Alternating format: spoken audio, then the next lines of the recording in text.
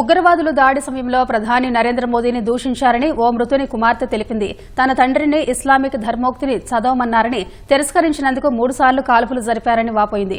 పురుషులే లక్ష్యంగా ముష్కర్లు కాల్పులు జరిపారని వెల్లడించింది. మరోవైపు దాడికి బాధ్యత వహించిన ద రెసిస్టెన్స్ ఫ్రంట్ ఉగ్రవాద సంస్థ జమ్మూ కశ్మీర్లో ఆర్టికల్ 370 రద్దు తర్వాత ఏర్పాటైంది. ఈ సంస్థ ఇప్పటివరకు 6 సార్లు దాడులకు పాల్పడింది. ఉగ్రదాడిలో ఎదుర్కొన్న భయానక క్షణాలను ఓ మృతుని కుమార్తె ఫోన్ ద్వారా జాతీయ మీడియాకు వెల్లడించింది. ఉగ్రవాదులు స్థానిక పోలీస్ దుస్తుల్లో రాగానే తాము ఓ టెంటులో తలదాచుకున్నామని తెలిపింది. ఉగ్రవాదులు తమను పసిగట్టి తమ దగ్గరకు వచ్చారని చెప్పింది. అనంతరం తన తండ్రిని బయటకు రమ్మన్నారని వెల్లడించింది. ప్రధాని మోదీని సమర్థిస్తున్నందుకు తన తండ్రిని తిట్టారని, కశ్మీరీ మిలిటెంట్లు అమాయకులను చంపుతున్నారని ఆరోపించడాన్ని తప్పుబట్టారని చెప్పింది. ఆ తర్వాత ప్రధాని మోదీని దూషించారని ఆమె తెలిపింది. ఇస్లామిక్ ధర్మోక్తిని చదవమన్నారని తన తండ్రి తిరస్కరించడంతో 3 సార్లు కాల్పులు జరిపారని వాపోయింది. తొలుత తలలో, ఆ తర్వాత చెవిలో, అనంతరం వెనక వైపు కాల్చారని వివరించింది. ఉగ్రవాదులకు భయపడి స్థానికంగా ఉన్నవారు ఇస్లామిక్ ధర్మోక్తిని చదువుతూ ఉండిపోయారని చెప్పింది. మహిళలను, పిల్లలను చంపమని ముష్కరులు చెప్పినట్లు ఆమె తెలిపింది.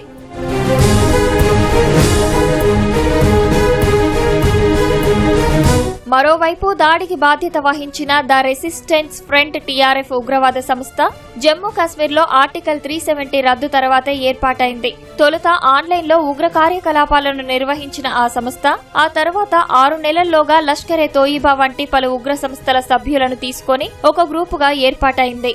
పాకిస్తాన్ కు చెందిన నిఘా సంస్థ ఐఎస్ఐ టీఆర్ఎఫ్ ను సృష్టించిందని నిఘా వర్గాల సమాచారం. లష్కరే తోయిబా నుంచి ప్రపంచం దృష్టిని మళ్లించడానికి టీఆర్ఎఫ్ ను ఏర్పాటు చేయించినట్లు చెబుతున్నారు.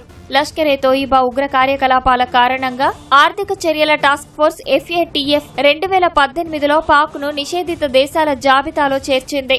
దీంతో పాక్ దిద్దుబాటు చర్యల్లో భాగంగా టీఆర్ఎఫ్ ను ఏర్పాటు చేయించిందని అంటున్నారు.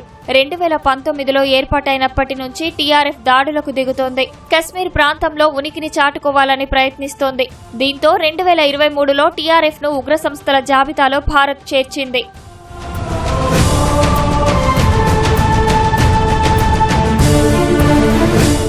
టీఆర్ఎఫ్ ను కశ్మీరీ మిలిటెంట్ షేక్ సజ్జాద్ గుల్ అలియాస్ షేక్ సజ్జాద్ సృష్టించాడు. శ్రీనగర్ లో ప్రముఖ జర్నలిస్ట్ అయిన షుజాత్ బుఖారీ, అతడి భద్రతా సిబ్బంది ఇద్దరిని 2018లో హతమార్చడానికి సజ్జా కుట్ర పన్నాడు.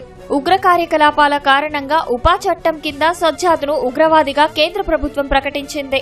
గతంలో అతడు లష్కరే తోయిబా కమాండర్ గా పనిచేశాడు. అన్ని మతాలకు చెందిన వ్యక్తులను టీఆర్ఎఫ్ లక్ష్యంగా చేసుకుంటుంది. ఆ సంస్థ దాడులు చేసిన వారిలో కశ్మీరీ పండిట్లు, సిక్కులు, హిందువులు, ముస్లింలు ఉన్నారు.